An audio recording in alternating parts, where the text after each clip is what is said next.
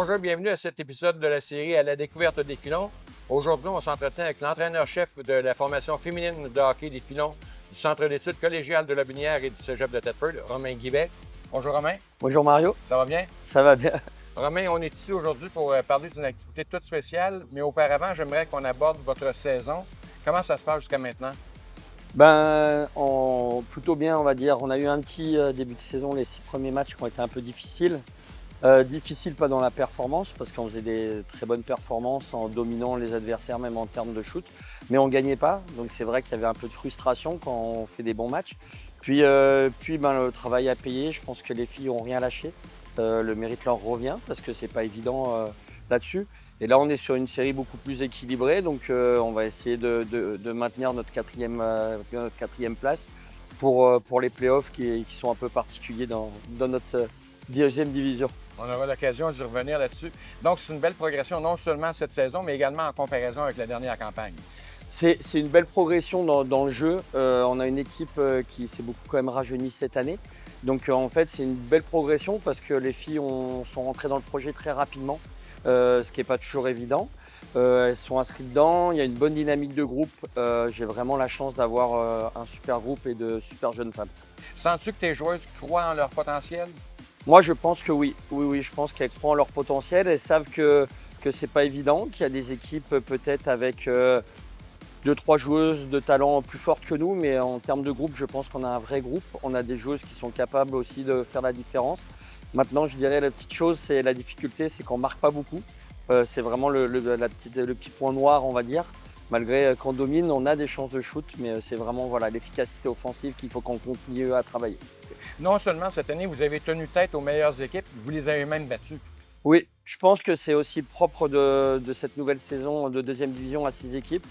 Tout le monde peut battre tout le monde, donc on ne peut pas rester sur nos lauriers tranquille. Non, il faut qu'à chaque match on soit performante. On a réussi à aller chercher Douarnenez qui descendait de D1, mais on a perdu contre Rimouski. Donc voilà, tout le monde est capable de battre tout le monde et chaque match est important. Vous avez une gardienne, Liv Wegmuller, qui se distingue aussi sur la scène internationale. Oui, alors je tiens à dire qu'on a 3 bonnes gardiennes. C'est une chance. Nos 3 gardiennes ont bien joué, ont équilibré le nombre de matchs. Elles ont pratiquement le même nombre de matchs. Mais voilà, Liv est prise en équipe de France moins de 18. Elle a été au championnat du monde avec l'équipe de France, même si la performance de l'équipe de France n'a pas été extraordinaire. Elle, par contre, elle a fait une grosse performance. Elle a fini 3e en statistique, mais en ayant 2 fois plus de shoots que toutes les autres gardiennes. Elles ont même été battre l'Allemagne qui était favorite. Donc non, elle a fait une grosse performance et elle s'intègre complètement au groupe. Je crois qu'elle est complètement intégrée à l'équipe et à la vie québécoise. Dans l'ensemble, tu es donc encouragé pour la fin de la saison? Oui, je suis optimiste parce qu'il y a la place. Rien ne va être facile. Ce que je dis, ça va vraiment être compliqué parce que tout le monde peut battre tout le monde.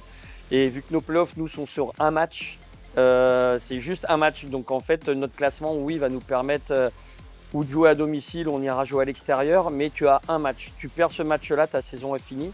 C'est un peu particulier, oui. On va dire que tu n'as pas le droit à l'erreur. Et tu peux faire une grosse performance, mais perdre ce match-là si tu ne marques pas. Donc oui, ça ne va pas être évident, mais on va déjà juger aussi la saison régulière sur notre performance et sur le contenu, avec une jeune équipe et avec une équipe qui commence déjà à se construire et à se compléter pour l'année prochaine. Parlons maintenant de l'activité pour laquelle on est ici aujourd'hui. L'an dernier, les Pilons ont réalisé une grande première. Ils ont innové en présentant une classique hivernale. C'est une première dans le monde du hockey féminin et collégial. Et vous répéterez cette expérience-là cette année encore. Je pense que ça a été une superbe expérience l'année dernière, que ce soit pour notre équipe, pour nous, pour le Cégep, mais même les retours l'année dernière, c'était Rimouski. Je pense que l'équipe adverse était contente. Cette année, avec Alain Rajotte et Anthony Croteau-Leblanc, on s'est dit allez, on repart. Je pense que le mérite leur revient et on repart cette année. Ça sera contre Trois-Rivières, les Diablos de Trois-Rivières. Ça va être encore une belle expérience. Les filles ont hâte d'y aller parce que je pense que c'est sympa à faire. On verra la température. L'année dernière, elle a été clémente. Oui. Je ne sais pas si cette année, ça sera pareil. Et ce sera où et quand?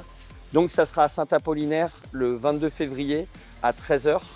On attend beaucoup de monde. On va essayer de mettre des animations. On va également mettre des animations de financement pour notre équipe.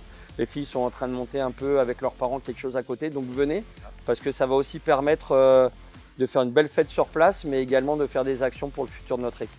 C'est le succès de l'an dernier qui vous a incité à répéter cette expérience-là? Je pense que c'est le succès de l'an dernier, mais c'est également le côté, ça nous appartient. Il n'y a que le cégep de Thetford qui fait ça. Donc on voulait conserver cette activité un peu extraordinaire qui sort de notre routine. Et c'est vraiment une belle expérience, que ce soit pour les filles ou je pense pour les équipes qui viennent. J'espère que ça sera là et pas la dernière et qu'on pourra renouveler encore après. Et comment avaient réagi les filles l'an dernier justement face à cette expérience-là? Je pense que c'était un peu particulier de jouer par rapport aux lumières, par rapport à tout ça. Je crois que les plus perturbées, c'était nos gardiennes parce que c'est vrai que les repères ne sont pas du tout les mêmes dans la patinoire. Mais honnêtement, elles avaient super bien réagi, elles s'étaient habituées rapidement. En plus, je dirais que quand on finit avec une victoire, c'est toujours un meilleur souvenir. On essaiera de rééditer cette année, même si ça ne sera pas évident en jouant Trois-Rivières qui est deuxième. Mais voilà, je pense que c'est vraiment une belle expérience, une belle activité.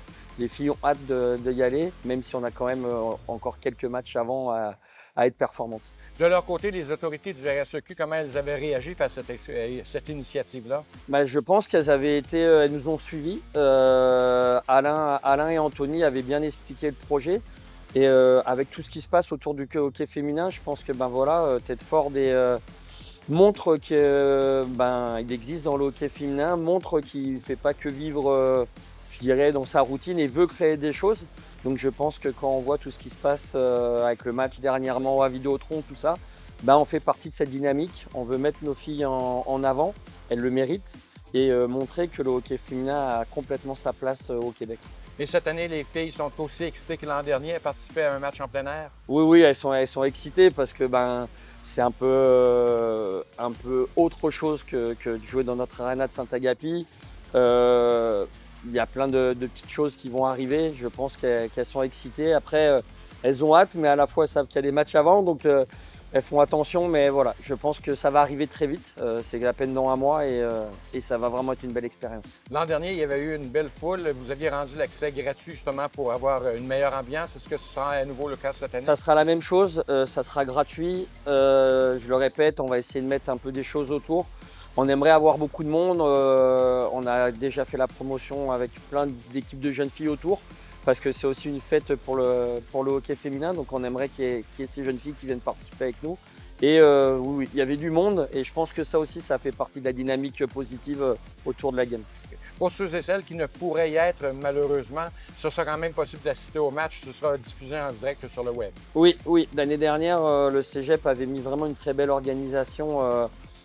Tu commentais, ce qui était notre première, parce que nous, les matchs féminins ne sont pas commentés. On avait les caméras, on avait tout mis. Donc cette année, ça sera à nouveau mis en place. Donc le suivre à distance, venez, c'est mieux. Oui. Mais si vous ne pouvez pas, suivez-le. Et soyez derrière nous, écrivez sur les réseaux et ça sera vraiment bien. Est-ce que ça change quelque chose dans ta façon de diriger? C'est pas la même chose qu'un match à l'intérieur? Je dirais que ça change, oui et non. On essaie de préparer et d'enlever un peu ce côté inconnu. Donc l'année dernière, on avait eu la chance, Saint-Apollinaire nous avait permis de faire un entraînement la veille. J'espère que cette année, on aura encore cette chance-là parce que c'est des petits repères, des petites marques. Et essayer d'enlever toute cette excitation, oui, il faut la garder parce que c'est du plaisir. Mais si on arrive, je dirais, complètement dans l'inconnu, on oublie de jouer, on est dans l'euphorie. Et c'est ça où il faut faire un peu attention, rester quand même concentré sur le plan de match, sur la game, sur l'adversaire parce que c'est un gros adversaire. Donc ça va être ça, garder le plaisir, garder l'excitation de cette nouveauté, mais rester focus sur la game. Parce que la surface de jeu, il reste quand même qu'il y a des différences par rapport à une surface à l'intérieur. Il y a quelques différences, on va dire, déjà c'est vraiment la luminosité. Ce côté froid, où on a eu un peu de chance l'année dernière, pas trop. Mais voilà, cette lumière, cet air qui rentre dedans, c'est un peu différent, mais je dirais que toutes nos jeunes filles vont s'amuser sur les patinoires extérieures, donc à la différence de moi, ils connaissent ça sûrement beaucoup mieux. Donc ce côté-là, il y a un peu de différence, mais sur le contenu du match, je dirais vraiment, c'est peut-être la gardienne, c'est peut-être vraiment ces repères-là. Moi, je pense que non, elles embarquent, c'est une patinoire, il y a des bandes, il y a des vitres, il y a un banc, une rondelle au milieu et ça joue. Est-ce que les présences, par contre, sont un peu plus courtes? Oui, on essaye de faire des présences plus courtes pour garder du rythme. Et pour faire attention également au froid, parce que c'est sûr que si on commence à allonger les présences, on reste longtemps sur le banc, le froid peut saisir, et là, en termes musculaires, en termes physiologiques, c'est pas la même chose. Donc on essaye de garder un certain tempo, un certain rythme.